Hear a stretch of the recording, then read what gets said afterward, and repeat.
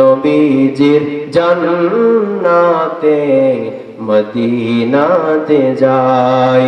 কে কে যাবে মদিনায়, মদিনাতে কান্দেন নবী উম্মতের মায়ায়। কে কে যাবে মদিনায়, মদিনাতে কান্দেন নবী উম্মতের মায়ায়। আল্লাহ তাআলা আপনাকে আমাকে এই মদিনা যাওয়ার তৌফিক দিক করুন, আমিন। আব্দুল্লাহ বিন মুবারক তিনি হজ করতে যাবেন। হজের জন্য সব টাকা পয়সা তিনি রেডি করে নিয়েছেন। হজ করতে যাবেন, সব জোগাড় করে নিয়েছেন। যিনি হজ করতে যাবেন সকালবেলা তার সন্তান, ছোট্ট একটি সন্তান আব্দুল্লাহ বিন মুবারকের কাছে এসে কান্নাকাটি করতেছে। ও বাবা, আমি অমুক বাড়িতে গিয়েছিলাম, সেই বাড়িতে গোশত রান্না করেছে, আমি চেয়েছি কিন্তু আমাকে গোশত দেয় নাই। আব্দুল্লাহ বিন মুবারক তিনি চিন্তা করলেন, কে এমন আছে আমার সন্তানকে গোশত চাবার পরও তাকে গোশত দেয় নাই, কেন তাকে গোশত দেয় নাই? আব্দুল্লাহ বিন মুবারক শুধুমাত্র তার সাথে দেখা করার জন্য তিনি তার সন্তানের হাত ধরে রওনা দিয়েছেন। তার বাড়িতে সন্তানকে নিয়ে চলে গেলেন। যাওয়ার পরে বাড়িতে প্রবেশ করার আগে আব্দুল্লাহ বিন মুবারক তিনি একজন আলেম। বাড়িতে ঘরে গৃহে প্রবেশ করার সময় তিনি একটি আমল করলেন, কোরআনের একটি আয়াতের আমল করলেন।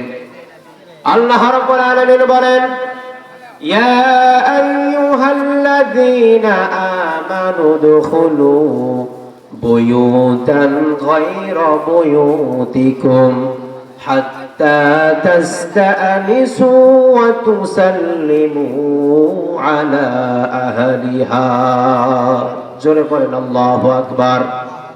আল্লাহ রাব্বুল আলামিন বলছেন, ও ইমানদারেরা, তোমরা যখন কারো গৃহে কারো বাড়িতে প্রবেশ করবে সর্বপ্রথম এক নম্বরে সালাম দিবে। কি দিবে? সালাম দিবে। কারো বাড়িতে গৃহে প্রবেশ করলে এক নম্বরে দিতে হবে কি? সালাম। দুই নম্বরে অনুমতি নেবে। অনুমতি ছাড়া কারো বাড়িতে প্রবেশ করা যাবে। দুইটা কাজ করতে হবে, এক নম্বরে সালাম দিতে হবে, দুই নম্বরে অনুমতি নিতে হবে। আব্দুল্লাহ বিন মুবারক সন্তানকে নিয়ে সেই বাড়িতে গেলেন। যাওয়ার পরে এক নম্বরে সালাম দিলেন, দেওয়ার পরে অনুমতি নিলেন। বললেন, বাড়িতে কেউ আসো নাকি? বাড়িতে কেউ আসো নাকি? ঘর থেকে উত্তর আসলো, হ্যাঁ বাড়িতে আছে, আপনি কে? আব্দুল্লাহ বিন মুবারক তিনি বলছেন, আমি আব্দুল্লাহ বিন মুবারক। তিনি বলছেন, আমি মুবারক। আব্দুল্লাহ বিন মুবারক বলতেছে, হুজুর বলেন আপনি কেন আমার বাড়িতে এসেছেন? মহিলা ডাক দিয়ে বলতেছে, হুজুর কেন আপনি আমার বাড়িতে আসলেন হঠাৎ করে? আব্দুল্লাহ বিন মুবারক তিনি বলছেন, কিছুক্ষণ পূর্বে আমার এই সন্তান, ছোট্ট সন্তান তোমার বাড়িতে এসেছিল নাকি? মহিলা ডাক দিয়ে বললেন, হুজুর হ্যাঁ আমার বাড়িতে এসেছিল। বলে, তুমি কি গোশত রান্না করেছো? বলে, হ্যাঁ আমি গোশত রান্না করেছি। আমার এই সন্তান তোমার কাছে কি গোশত চেয়েছিল? বলছে, হ্যাঁ আমার কাছে গোশত চেয়েছিল। বলে, তুমি দাও নাই কেন? যখনই বলেছে তুমি দাও নাই কেন, মহিলা কান্নাকাটি শুরু করেছে। মহিলা কান্নাকাটি শুরু করে দিয়েছে। আব্দুল্লাহ বিন মুবারক তিনি বলছে, দাঁড়াও, কান্না করো না, কেন তুমি কান্না করছো? মহিলা ডাক দিয়ে বলতেছে, হুজুর আপনার সন্তান আমার কাছে গোশত চেয়েছে, আমি গোশত দেই নাই। ও হুজুর কেন গোশত দিব? আমি তো জানি আপনারা মরা গোশত খান না। আপনি মরা গোশত খান না, কিভাবে আপনার সন্তানকে আমি মরা গরুর গোশত দেই? আব্দুল্লাহ বিন মুবারক তিনি বুঝতে পারলেন। বললেন, মহিলা তুমি ভালো করে সুন্দর করে বলে দাও কি হয়েছে। মহিলা ডাক দিয়ে বলছে, আজ প্রায় কয়েকদিন যাবত আমার বাড়িতে কোনো খানা নাই। আমার একটি ছোট্ট সন্তান আছে। এই সন্তানের সঙ্গে আপনার সন্তান খেলাধুলা করছে। আমার সন্তান না খাওয়া শরীর আমার কাছে এসে চাচ্ছে, মা আমি খাবো, আমার ক্ষুধা লাগছে, আমার কিছু খাবার দাও। আমি আমার সন্তানের কষ্টের কথা, ক্ষুধার কথা সহ্য করতে না পেরে আমি ঘর থেকে বেরিয়ে গেলাম।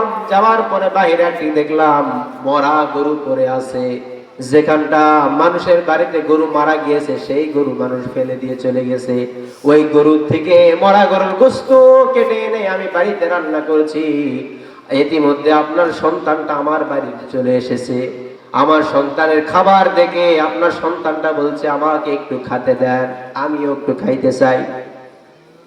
হুজুর আমি চিন্তা করে দেখলাম আপনার সন্তান, আপনি তো যাকাত দেন, যাকাত আপনি খান না, আপনি তো মরা গরুর গোশত খাবেন না, কারণ এটা হারাম। আমি জেনে বুঝে শুনে কিভাবে আপনার সন্তানকে আমি মরা গরুর গোশত দেই বলেন? আব্দুল্লাহ বিন মুবারক চোখের পানি ফেলে দিলেন। আব্দুল্লাহ বিন মুবারক ভেঙে পড়লেন।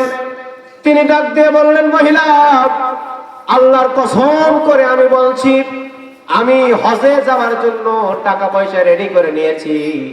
আমি হজ করতে যাব, আমি সব টাকা পয়সা রেডি করে নিয়েছি। ইতিমধ্যে আমার সন্তান কান্নাকাটি করছিল।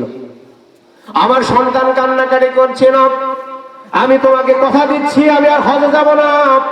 আমি হজের যে টাকাগুলো আছে এই টাকাগুলো আমি তোমাকে দিব। এই টাকা নিয়ে তুমি তোমার সন্তানকে নিয়ে সুন্দরভাবে তুমি তোমার সংসারটা পরিচালনা করবে। সুবহানাল্লাহ। আব্দুল্লাহ বিন মুবারক তার হজে যাওয়ার কথা ছিল, হজে গেলেন না। 41 দিন পর আব্দুল্লাহ বিন মুবারক, তিনি আব্দুল্লাহ বিন মুবারকের বন্ধু, হজ থেকে আসার পরে আব্দুল্লাহ বিন মুবারকের সঙ্গে দেখা। আব্দুল্লাহ বিন মুবারককে বলছে, ও আব্দুল্লাহ বিন মুবারক, তুমি হজ থেকে কবে আসলে? আব্দুল্লাহ বিন মুবারকের বন্ধুর সাথে দেখা। বন্ধু বলতেছে, আব্দুল্লাহ বিন মুবারক, তুমি হজ থেকে কবে আসলে? তুমি হজ থেকে কবে আসলে? আব্দুল্লাহ বিন মুবারক বলছে, বন্ধু আমি তো এবার হজে যাই নাই। হজের সব টাকাগুলো আমার এক প্রতিবেশীকে আমি দান করেছি, আমার এক প্রতিবেশীকে আমি দিয়ে দিয়েছি। সে অনেক অভাবের মধ্যে আছে, তাকে আমি টাকাগুলা দিয়ে দিয়েছি। আব্দুল্লাহ বিন মুবারকের বন্ধু ডাক দিয়ে বলতেছে, ও বন্ধু, মিথ্যে কথা বলবে না, সত্যি করে বলো তুমি হজ থেকে কবে এসেছো? আব্দুল্লাহ বিন মুবারক সত্যি করে ডাক দিয়ে বলতেছে, বন্ধুরে আমি সত্যি করে বলছি আমি এবার হজে যাই নাই। আব্দুল্লাহ বিন মুবারক তার বন্ধু ডাক দিয়ে বলছে, আব্দুল্লাহ, ও আব্দুল্লাহ বিন মুবারক, আমি যখন কাবা ঘর যখন তাওয়াফ করি, দেখলাম তুমি আমার সামনে কাবা ঘর তাওয়াফ করতেছো। সুবহানাল্লাহ। আমি যখন সাফা মারওয়া পাহাড় যখন দৌড়াদৌড়ি করি, দেখি তুমি আমার সামনে দৌড়াচ্ছ। আল্লাহু আকবার। আমি যখন মিনা মুজদালিফায় তখন দেখলাম তুমি আমার সামনে। আমি যখন হজরে আসওয়াদ নামে পাথরটায় চুমু দিব, দেখলাম তুমি আমার সামনে হজরে আসওয়াদ পাথরটাতে চুমু দিচ্ছ। আব্দুল্লাহ বিন মুবারক ওই দিন রাতে স্বপ্ন দেখে। আল্লাহ তাআলা তাকে স্বপ্ন দেখিয়ে দিলেন, ও আব্দুল্লাহ, তুমি হজে যাও নাই তো কি হয়েছে? তোমার যে স্যাক্রিফাইস, তোমার যে দান, তোমার যে মন মানসিকতা, এতে আমি আরো খুশি হয়ে গিয়েছি। তোমার হজের সম্পূর্ণ কাজ তোমার শরীর ধরে একজন ফেরেশতাকে পাঠায়া কমপ্লিট করেছি। সুবহানাল্লাহ। চল নবীজির জান্নাতে মদিনাতে যাই, চল নবীজির জান্নাতে মদিনাতে যাই। মদিনার গোলামের, নবীজির গোলামের কোনোই চিন্তা নাই। চল নবীজির জান্নাতে মদিনাতে যাই। কে কে যাবে মদিনায়, মদিনাতে কান্দেন নবী উম্মতের মায়ায়। কে কে যাবে মদিনায়, মদিনাতে কান্দেন নবী উম্মতের মায়ায়। আল্লাহ তাআলা আপনাকে আমাকে ওই মদিনা যাওয়ার তৌফিক দিক করুন, আমিন।